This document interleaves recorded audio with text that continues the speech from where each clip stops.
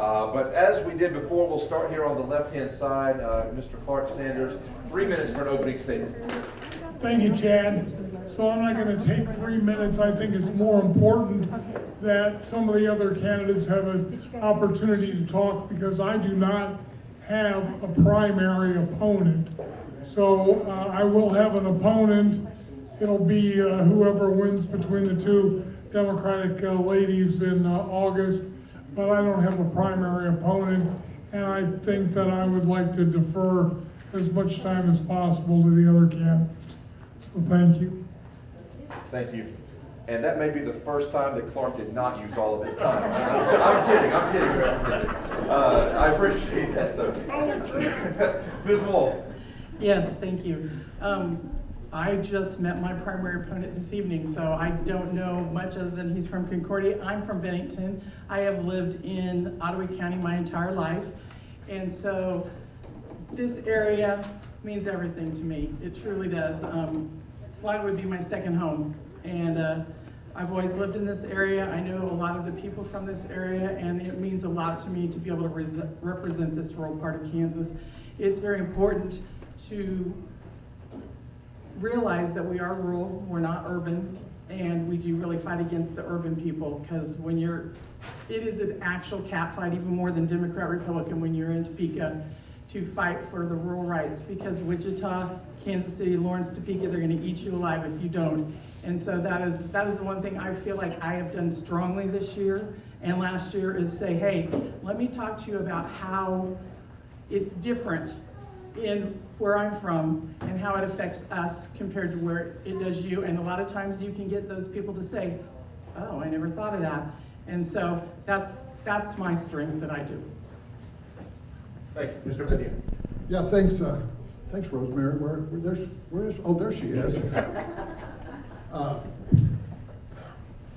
We do have a property tax problem, and when you look at Kansas versus Nebraska, Colorado, Oklahoma, and Missouri, we have the highest commercial property tax rate, the highest income tax rate, and the second highest residential property tax rate. And then when you look at the overall tax burden for Kansans, we rank an overall burden, we're 13th in the country. We're just two rungs below California. And then when you look at all the other states that are surrounding with that we're competing with for jobs and everything else, they're all in the lower half of the where they should be. And that's kind of scary. And I've got some bad news for people, including Saline County. And Lori Blake was right. We've gone down 4% in our population in the last 15 years. 51 of 54 counties west of here have lost population. And only 3 that haven't are Ellis, Fort, and Finney County. Overall, in the last 15 years, Kansas, 88 of the 105 counties have lost population. And when you lose population, the property taxes are going to go up because there's fewer people to maintain the roads, the hospitals, the schools. We need to widen the base to lower the tax rates. The other thing that we need to get serious about in Kansas is education. I looked at the National Assessment of Educational Process, which is the Department of Education thing, and I compared Kansas and Mississippi. And grade 4 reading level, Mississippi was number 49 in 2013. It's number 9 in 2024. Kansas was number 22 in 2013. We're now number 36. Grade 4 math, Mississippi was number 50 in 2013. Now they're number 16. Kansas was 10, and now we're number 31 in math. The other thing I want to talk about real quick is regulations. Right now we've got over 70,000 regulations in Kansas with 3.2 million words. That's one regulation for every 43 people in the state. That's nuts. And that makes it harder to get zoning through. It makes it harder for businesses to compete. And I've got 30 seconds left, and I made it. Thank you. Is this Mark? Thank you, Mr. Woodrow. Hi, I'm Jordan Budrow. I'm from Concordia, Kansas, the only place you have to stop on 81, just right north of us. I grew up, I was born in Concordia. I went to Cloud County Community College there in Concordia. Shortly after I got done with Cloud County, I joined the Army. I spent some time in the Army. I met my wife at Cloud County. We've been married for 15 years now. We have 3 beautiful kids. But I met my wife while I was at Cloud County Community College. Went served our country. I came back and I married her. She's been a huge blessing in my life. But overall, I have to put God first in my life. I know that everything else is followed in my life as long as I put Him first in my life. I'm a little nervous. This is the first time I've been in politics. I'm not a politician. I own 4 companies, which are in Concordia, of course. I founded 12 by 12 Recovery. On top of that, I have BPR, which is a home renovation company, along with Kansas Builders Alliance, which we're a developing company. All of it serve our tax base. I saw a huge problem with our tax base and the depletion of it. And so I needed to get involved more. So we founded that. On top of it, I touched a little bit about 12 by 12 Recovery. We have two homes. We have a men's home and we have a women's home. We serve the population of the struggling addicts and alcoholics in our communities. It's a huge problem, especially with the pandemic of fentanyl coming through our streets. And so on top of that, I've got a minute left here. On top of that, I established the Grind Coffee House downtown. We needed a community gathering area, not only a gathering area, but to be able to talk about what's going on in our communities. So I founded that, and I consistently hear my old timers coming in the coffee shop consistently talking about their taxes and their property taxes. And the ones living on Social Security can't even be living in their own house that they paid off 20 years ago. So I made a commitment to them that I'd run and make a change about it. With that, I'll pass over to the next guy. Thank you. Mr. Howe. Thank you. Good evening. My name is Stephen Howland. I'm running as a Republican candidate for the House District 71. My wife Tamara and I are incredibly blessed to call Salina home. We've been here 21 years. We have 5 children. So we've built 2 businesses over that time as well. And we've experienced firsthand the kindness and generosity of many of our neighbors. My commitment to this community is deeply personal. I want our kids to have opportunity in places like Salina and Saline County. Now, when I first ran for office, I pledged to be a citizen legislator.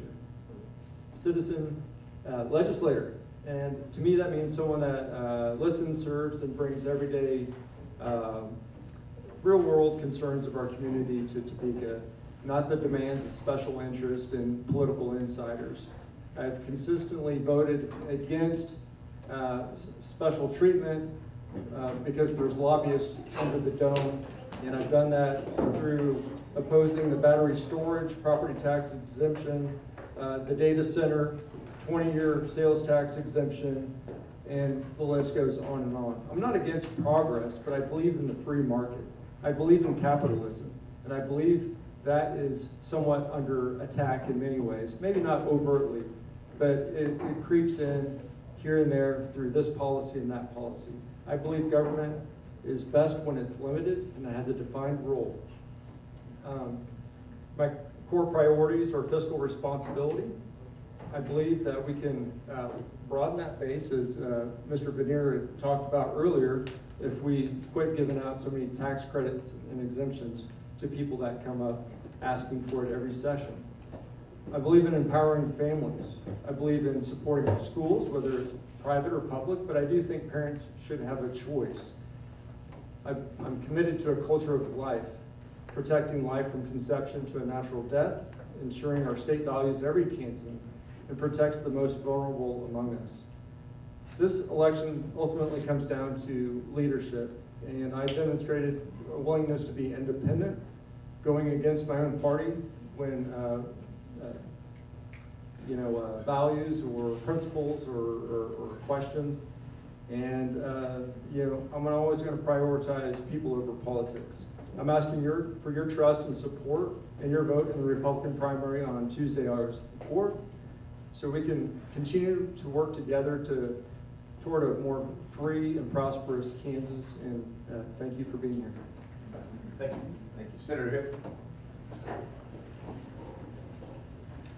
Thank you, everybody, for being here tonight. Great turnout. Good to see everybody. I'm kind of like Clark. I'm not going to take a lot of time because I don't have any opponent in either the primary or the general. But I do want to talk just a little bit about why it's important that you be here and that you listen to candidates, because as has been kind of discussed as we went along here, we are at a crisis time in Kansas. And it's easy to say, oh, everything's going along pretty good. It really isn't. We are losing population. We're losing population in Saline County. We're losing population in western Kansas. And, there's a lot of different ideas about why that's happening. But I believe that people move to where it's favorable for them. So, people are moving to Florida, they're moving to Texas, they're moving to Arizona. In some of those cases, maybe it's favorable weather, but I think a lot more likely it's favorable business climate. And so I talked earlier about conserving the values that are important to us. And the term progressive and progress has been mentioned here tonight in really a good way. You can be a conservative and believe in progress, but progressive tends to say that we throw out everything that we've come to support and uphold in this country and go a different direction.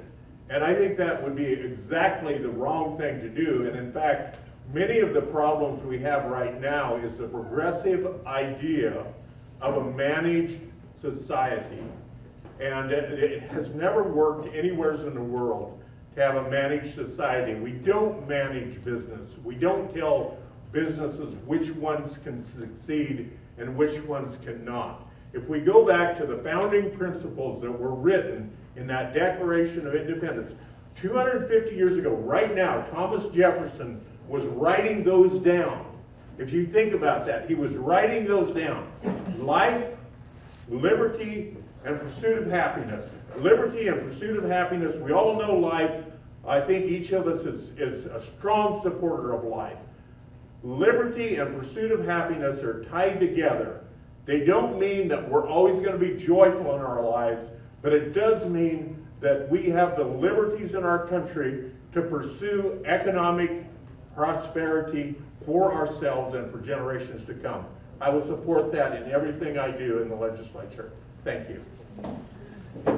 Thank you. That was the opening statement from all of these, and you heard both of the candidates on either end of the table say they are not, they don't have a primary coming up, and I know they greatly appreciate that. But the four candidates in the middle are going to be on the ballot in August. Ms. Wolf and Mr. Budrow. Am I pronouncing your name correctly? Budrow. Budrow, exactly. Budrow. Man, I was down in Louisiana. It always has an X on the end of Budrow down there. They are running against each other for the 107th district, and Mr. Veneer and Mr. Howe are running against each other in the Republican primary for the 71st district. Did I get that correct? All of you who were up here. And I say that so that you can compare their answers if you're trying to decide between the two of them. Something has been brought up about expanding the base, the tax base, and so forth. There is a problem with us losing our younger generations from the state of Kansas. We'll start on the far end with Senator Hill. What would you do to attract the younger generation to stay in Kansas and continue their life here? 1 minute. It's really, really simple, but it's really, really hard. What's simple is that we have to get our tax structure formulated so that it doesn't run young people away. You heard about it, you can't afford a home because the property tax is too high. I have been working on this summer a couple of concrete proposals that will significantly reduce property tax. We've got to get past this deal of he said, she said, we said, of passing the buck around.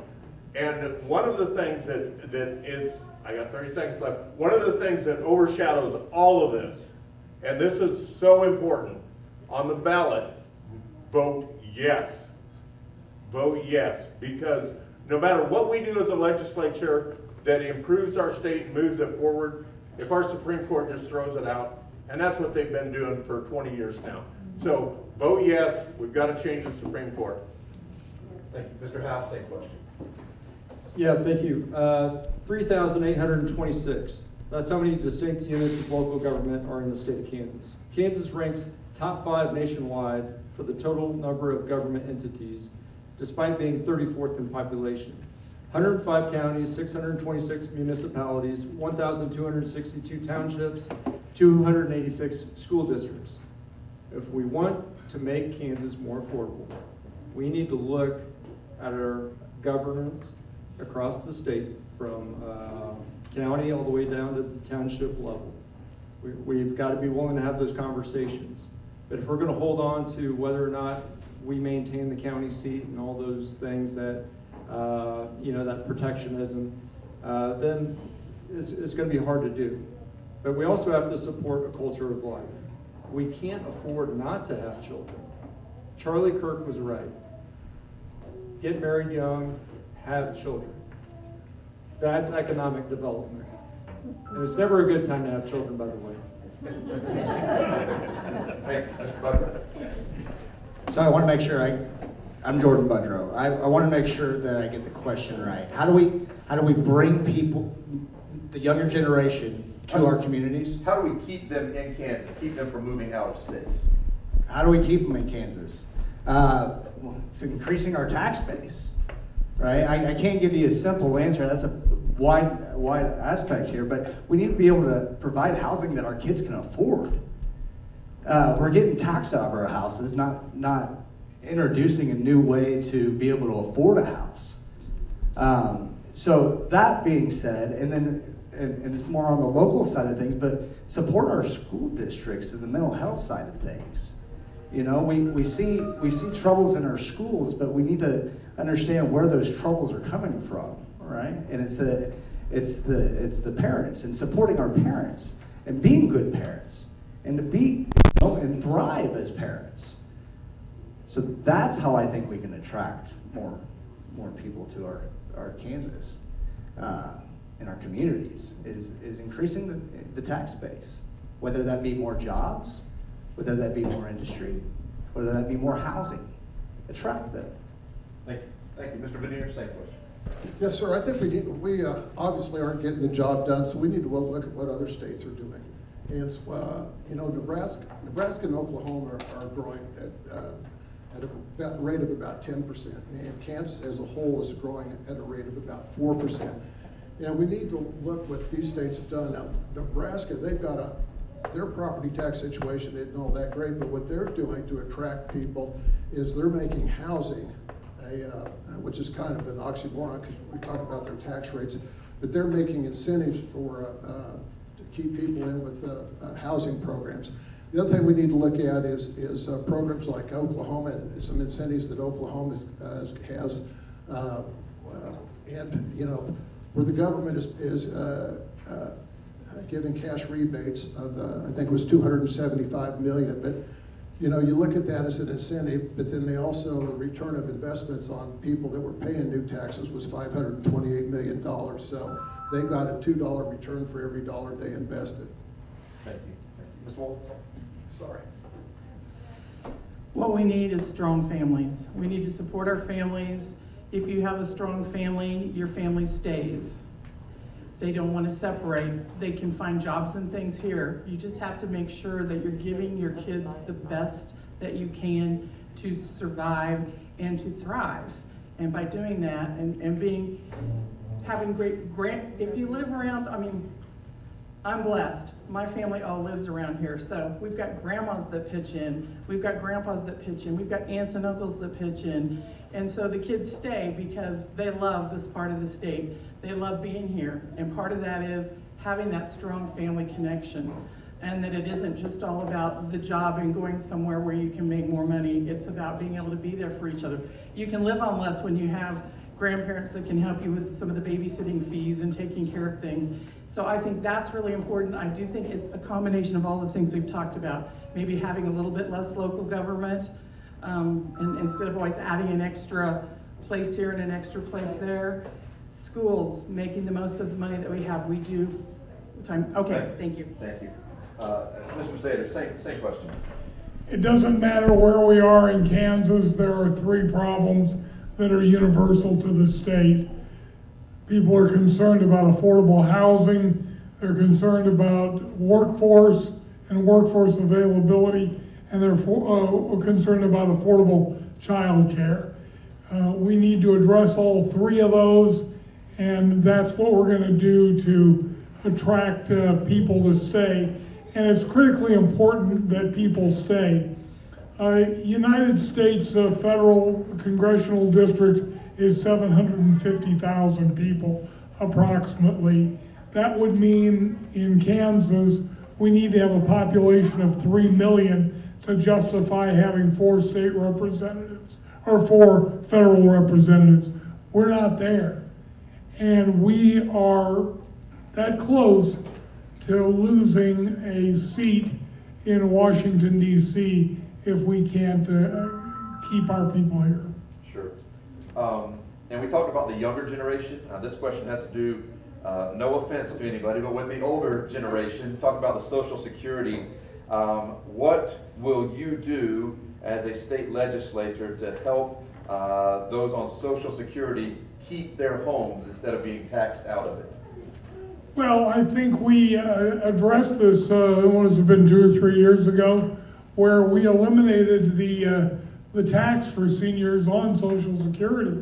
So in the state of Kansas, you don't pay any state income tax on Social Security.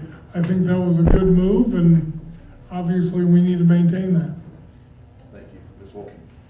I will agree that that is another one that we want to do. Also, there are some good homestead tax things out there, and I wasn't even aware of some of them, so we need to be better at messaging and getting them out there, because there was one that my mom qualified for this year, the freeze one. We only knew about the original homestead, but there's 3 of them. We need to get that out there so people know what they are qualified to receive to help them keep their homes.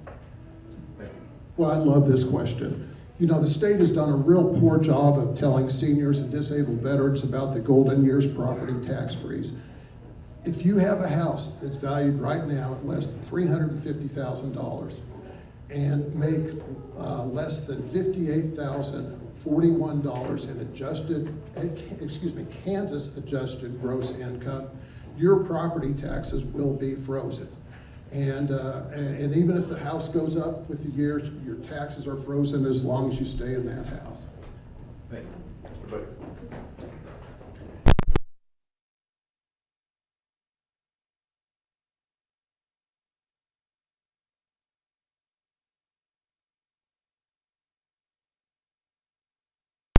Paying off that house just to be paying rent to the government.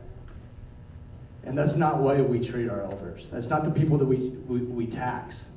It's wrong, and I don't believe that it should be happening. So how would I fix it? I mean, as simple as that. We don't tax them. We freeze their taxes, right? We make sure that it didn't happen again. Thank you. Mr. Howard. Yeah, thank you for the question. It saddens me that seniors could be priced out of their homes. Now, sometimes that happens because of the marketplace. It happened in North Dakota in the oil boom up there, where all these workers moved in and properties were bought by people from out of state, driving up the cost of real estate. Many of those people on fixed incomes couldn't afford to live in their homes anymore or afford the taxes. What we're seeing now is inflation due to poor U.S. monetary policy. In the year 2008, for every dollar that existed, today there are $3. All that does is inflate everything, from your groceries to our real estate, because where do dollars go in times like this? Well, they go into real estate. And so I don't know what you do at the state level about U.S. monetary policy, but that is one of the driving factors that's hurting many people. I welcome ideas on how we get there and look forward to considering this. Thank you. Mr. Hill, same question. Yeah, I appreciate that question. I'm going to talk just a little bit about property tax, everybody else has, because that is what we're really focusing on. And it's really, you know, the debate last session was, shall we cap valuation, or should we force local units of government to abide by limitations? I think those are both flawed concepts. I think the correct thing that we should be doing is the things we actually have control over as a legislature. We have control over a 20 mil that goes to school districts. We have a control over local option budgets that go to school districts, and we have control over how we tax motor vehicles. Those are the things we need to eliminate and reduce and get rid of, so that people are not overtaxed on their property tax, not argue with each other about things that don't really matter. Thank you. Hold on to that microphone if you would. I'll just stay standing. I like standing up. I'm sorry, everybody, but I realize all of you will be representing specific different districts. Some of you are competing against each other. But this question says, what do you think voters within your district care most about, and how will you take on that issue?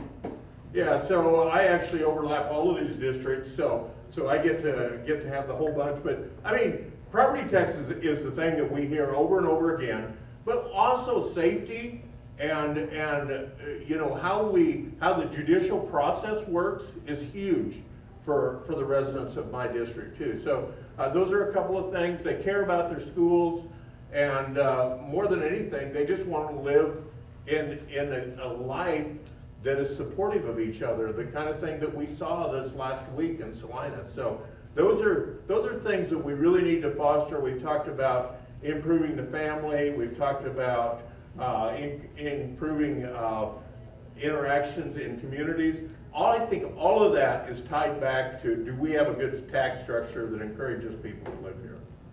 Thank you. Representative Pat. Thank you.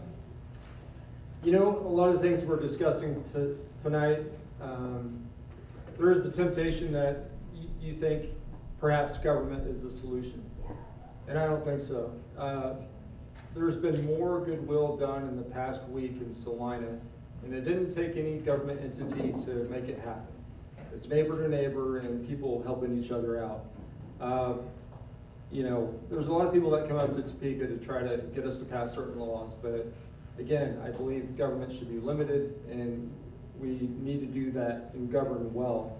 Capers is 74% solvent. We've got a lot of retirees that depend on that. We've got to make sure, if we're going to continue with that system, we need to make sure it's solvent. We have school finance formula expires July 1st, 2027. We've got to work on that. The next 10-year highway plan is going to come up. We have 25,000 bridges in the state of Kansas, 5,000 are state bridges, the rest are local. We've got big issues. Thank you. Yes, sir. I think the biggest problem in our district is you know, it's the property taxes, of course, and the biggest part of the property taxes is in Ottawa County and the little bit of Saline County, but the Ottawa County, Cloud County, and Mitchell County are some of the highest taxed in the state with property tax. Some of the highest taxed in the state.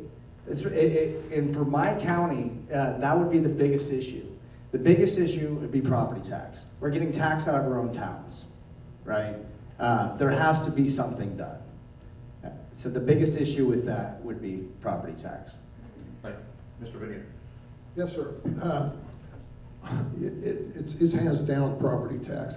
And you know, if you think you have it bad here, you ought to go out to Rooks County, where they're paying 80% more in property tax than we are in Saline County on a house of the same value. And that's because the population of Rooks County has gone from 9,000 to 4,000. And you know, Salina's gone from 55 to 53, and we're bitching. And I understand it, I get it. But the thing about it is unless we come up with more people to share the tax or grow the tax base, we're going to pay more and more taxes. I mean, that's the only way around it. The only other thing that I've discussed with people, they really don't know about it, is how poorly we are doing in educating our young people today. Yeah, thank you. Ms. Wolf. I believe that the most important thing to my district is taxes, education, but it's just preserving our rural lifestyle too. They don't want people coming in and saying, you have to do this. They don't want all those regulations. They like it the way it is. They live in a small rural area. They live in small towns because that's what they like. They don't want to have all the restrictions that they have in the big cities and stuff that people tell them what they can and can't do. So I try to really get out to my people, to listen to what they have to say, and then to vote what they say. Thank you. Mr. Sanders. So there are 125 House districts in the state of Kansas, and even though I represent District 69, all of us represent all 125. Now that being said, there is more of a disconnect, and it was said earlier, between urban and rural, even than there is between Republican and Democrat. And you've got people from the urban districts who really want to cram it down our throats for those of us who are from a rural district.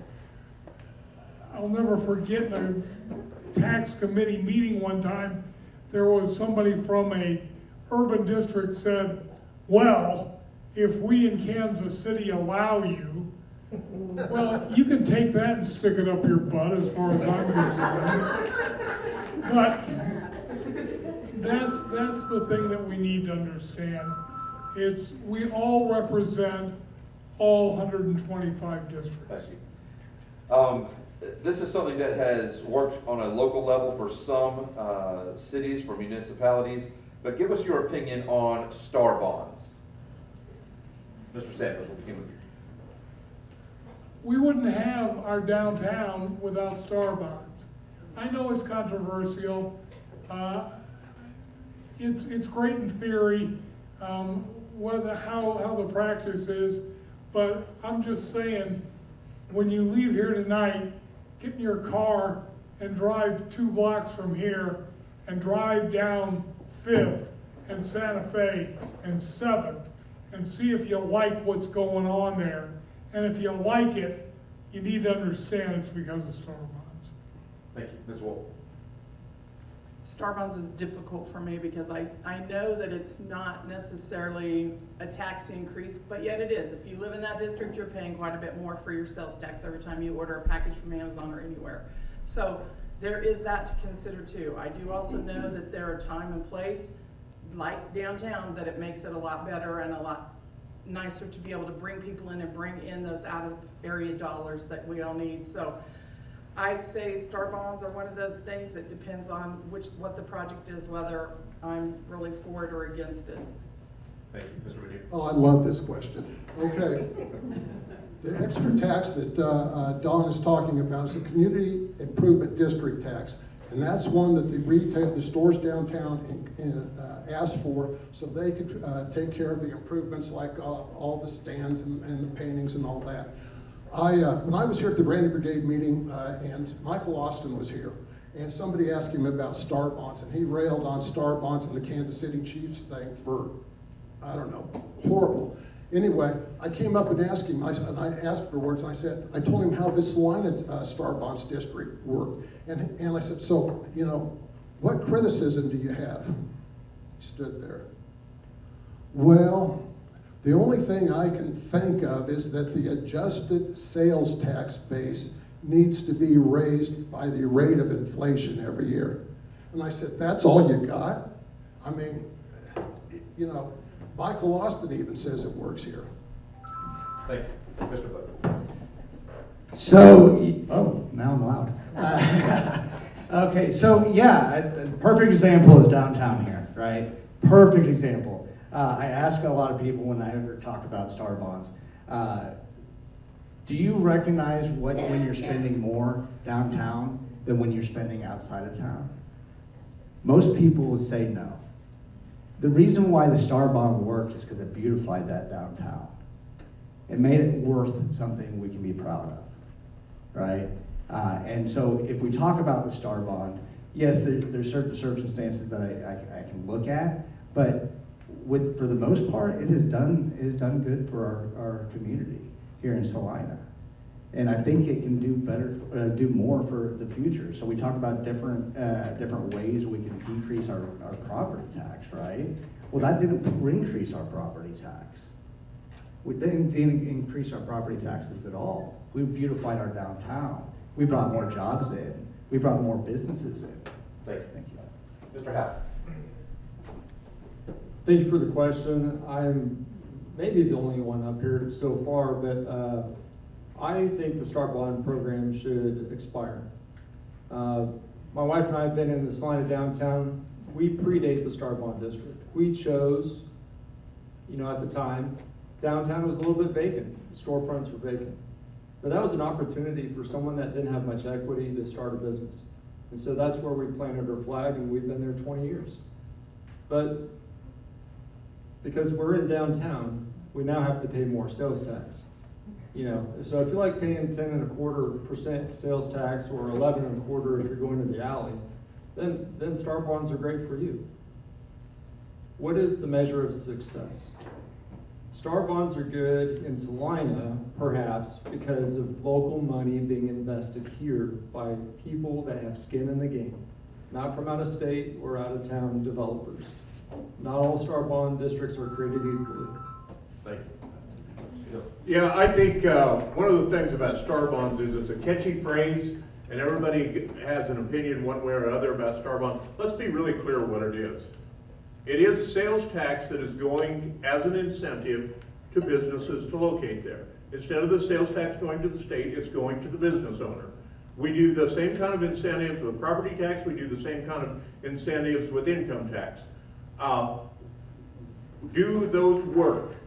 I think the example down here at downtown Salina, it's worked very well because we've had people that are highly invested in the idea of rejuvenating downtown Salina. And second thing, it has brought in outside money that wouldn't have been here previously. Those two things are incredibly important for Star Bonds to work. The Chief Star Bond is something totally different. It shouldn't be even compared to the others because it was a bill that went through all on its own. It is a sales tax incentive to business owners. Thank you. We're running really low on time, and I'm trying to consolidate some of these questions. I'm just going to ask this one and have you raise your hand. How many of you are pro-life? Fair enough. Got that question. I'm going to ask one more question, then we'll have a closing statement. And it's been brought up a couple of times tonight, and there are several questions about this. The status or the state of our education in the state of Kansas. And some of the figures are even abysmal as far as reading and proficiency and so forth. We'll start with Senator Hill and come back down this way. What do we need to do in Kansas to improve our proficiency of our children in our state schools? A wonderful question that there's no way I can even begin to answer in 1 minute. I've spent most of my legislative career working on education. I serve on the Education Funding Task Force.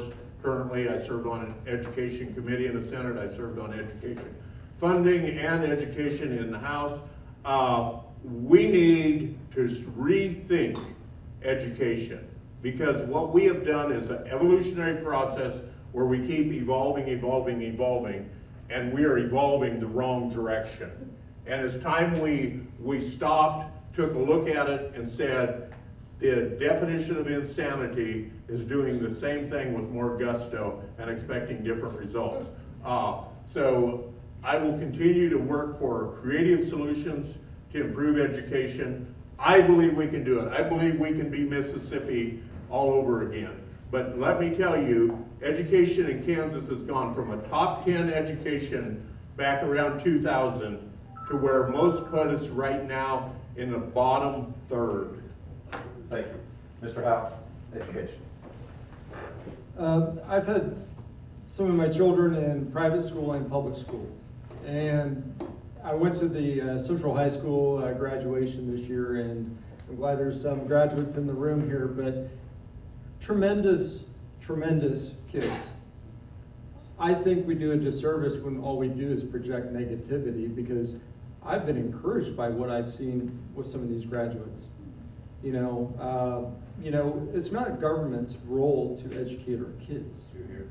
It's the parents' primary, it's their role to read to their kids at bedtime, to spend time, quality time. But because it is so expensive to make a living these days, families are working 2, 3, 4 jobs just to earn a living. At what cost? That's a detriment to our kids. So after-school programs and those things, we need to keep focusing on some of those things. They make a big, big difference. Thank you. Mr. Buckley. I believe we need to focus on the mental health in our schools.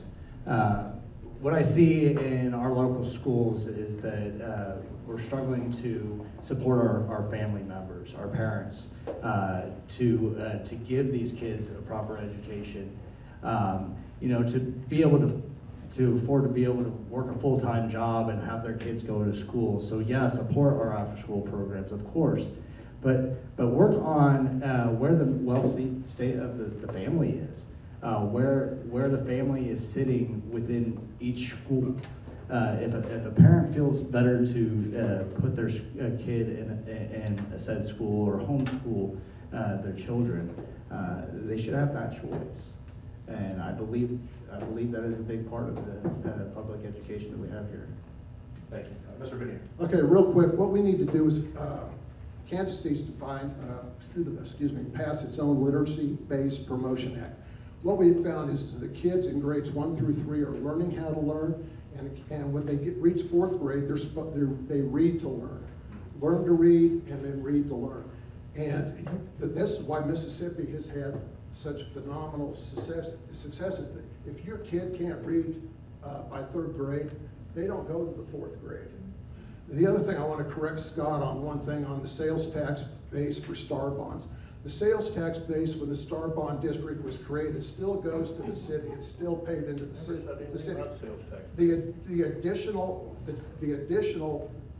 The above the base goes to pay off the bondholders. Thank you. Ms. Wolf, education. Yes, I am on education, and it is very important what we are doing for our children. And I will say this, it's not the amount of money we spend, because we're like in the top 20–25% in spending compared to other states. So it's not that we're not spending enough money, it's just that I was in the classroom for 20 years, and it's all these mandates of new things that they keep wanting us to do and do, and we're getting away from the basics of the reading, writing, and arithmetic stuff. And that's the kind of stuff that we really need to focus on, and we work to make that happen this year. Talking about the testing so teachers can know where their students are and what they need to work on. If they see that 15 of their 20 kids in their class missed question number 7, then that's something we need to go back and we need to redo so that we are prepared for when they get there and they start taking their testing. Thank you. Mr. Sanders.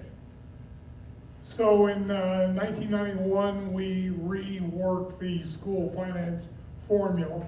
We've been working with the same formula basically ever since. There have been some tweaks to it over the years, but it's basically the same formula that we've had since 1991. The people that you elect this time, whichever of us are fortunate to get to go back to Topeka, will be working on a new school finance formula in 2027. So that's an important thing, and you should definitely consider that when you cast your vote. Thank you. We are unfortunately out of time, and I do appreciate you guys coming in, but I do want to give opportunity for a closing statement, summarize, what has been going on, if you have any comments. We started with opening statements with Representative Sanders. Let's start on the opposite end with Senator Hill. 3 minutes for a closing statement from each of you tonight. We'll start with Senator Scott Hill. Thank you. Thank you so much again, grannies and everybody that's here. This is a fantastic opportunity to get together and share some ideas, and I think you see some subtle differences as we go through and talk about things, but I believe in Kansas. I believe in the people of Kansas. I believe we need to turn Kansans loose. We need to take this yoke that we put on them that saddles them down with property tax, with sales tax, with income tax. We've become one of the highest tax states, as was brought out. I think the number is actually higher than 13th, but we are an extremely heavily taxed state. We have more government than we can afford. We've got to get better at saying, what can we reduce? What can we minimize? What can we consolidate? And that is a huge thing, a very hard thing to do. And so all of the ideas that we talk about tonight, you hear people say, well, we need to use government money to do this, and we need to use government money to do that. We need to give people the money back and let them do with it as they see fit. And when we change our philosophy and start to think that way, we will see Kansas prosper like other states that have taken that approach and have allowed their citizens to prosper. And if you look back the history of our country didn't grow because we bought economic development. Our country grew because we gave people liberty and freedom and the opportunity to be successful in their businesses. We need to get back to that concept, and we have the greatest people. We need to give them the greatest system to operate in. Thank you. Thank you very much, Senator Hill. Representative Happel. Thank you again for the opportunity to join you this evening and to hear from all of us. I appreciate the fact that Jay had filed to run in this election, because I haven't had an opponent in the Republican primary. And with that, you see apathy. We don't need apathy, because apathy just bleeds into our republic dwindling. Our republic is strong when people are involved, when they have their voice heard at the ballot box. So please get out and vote. With me, you have a candidate that supports limited government. I don't believe government is the answer to everything. Its role is limited, and we should try to govern well. It doesn't have to be complicated, but sometimes, this past session is a good example. We project to the public, property taxes is the #1 issue. We got to get property taxes under control and all these things. But just the year before, we were saying the state's out of the property tax business. We removed the 1.5 mil outside of the school, 20 mils. And so we're sending mixed messages. We have to be willing to part ways with 19th century governments. We have to update our governance to meet 21st century challenges and opportunities. Additionally, no one's talked about immigration. I wrote a letter 2 weeks ago. Someone in our community was detained, and I'm all for supporting our laws. Was detained but had been here 30 years. Driver's license expired. Stuck at ICE facility in Newkirk, Oklahoma. I wrote a letter in support of his bond to get out. A Christian man, a family man, someone that loves his community. We need to keep the right people here that want to be here, invest in our communities, who are putting new roofs all over Salina after the hailstorm. If it wasn't for immigration, whether or not you like it, legal or illegal, our economy would be in the dumps. So we have to get real about solutions. We can't make it so political. That's been the biggest frustration for me in the last 20 years of public service. Whether it's Republicans in charge or Democrats in charge, both sides like to kick this football around. And I think it does a disservice, because we're a nation of immigrants and we're a land of opportunity. We want people here that value family. We want people here that are hardworking. And so I've gone off on a tangent a little bit. I had to get that out, so I appreciate you taking the time to listen to that. I would really appreciate your vote of confidence and trust on Tuesday, August 4th. Don't sit this one out. Tell a neighbor, tell a friend. Get them to the polls. Thank you, and God bless. Thank you. Thank you. Mr. Boudreaux. So hi, I'm Jordan Boudreaux. I gotta let you guys know that. I'm running for the 107th House of Representatives. So I'm serving a little part of Saline County, Ottawa County, Mitchell County, Cloud County. All those counties have depleted population, depleted housing, depleted a lot of things. Our schools are still getting the same amount of funding for less people.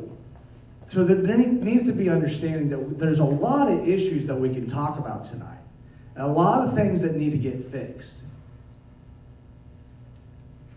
But nothing changes if nothing changes. And I want to be the change to the 107th. I'm an Army man, I'm a businessman, I'm a community creator. There's a lot of topics I'd like to talk to people about, and a lot of things that we can get changed in our communities. I'm here for Kansas. Kansas is home to me. And I'm tired of seeing families leave because we're running them out. So I hope to see you on August 4th for your vote for 107. Thank you. Mr. Vinnie. Yes, sir. Stephen is a well-liked guy. I think you'd have a hard time finding anybody who could say a bad word about him. I'm just going through what Stephen's resume and ballots look like, or votes look like. And we need a guy that's going to deliver results for Salinas. Stevens talks about wants to end special interest exemptions and tax credits to lower your taxes. But he's been in the legislature for 6 years, and he's never sponsored or co-sponsored any such bill that would reduce those taxes or eliminate those taxes for Kansans. We know he's not the economic development guy. He's even posted on Facebook that sometimes the best economic development is a good rain. We talk about programs and government involvement and things like that. We've got to look at the fact that Nebraska and Oklahoma are kicking our tails in growth rate. We've got to look at the fact that why Kansas City and eastern Kansas has gained 153,000. Sedgwick County and Johnson County have gained 133,000, just those two counties. And the rest of the state, our Saline County and on west, we've lost 29,000. You want to talk about property taxes, look at Johnson County. I did a study on, I can't remember if it was a $250,000 home, I think it was. The percentage of their property taxes that actually go to the county on a $250,000 home were $683. I believe in Salina it's about $1,153. You go out to Rooks County and it's about $2,200. That goes to show you when you widen the base, you're going to lessen the property tax rates, and that's what we need to do in Salina.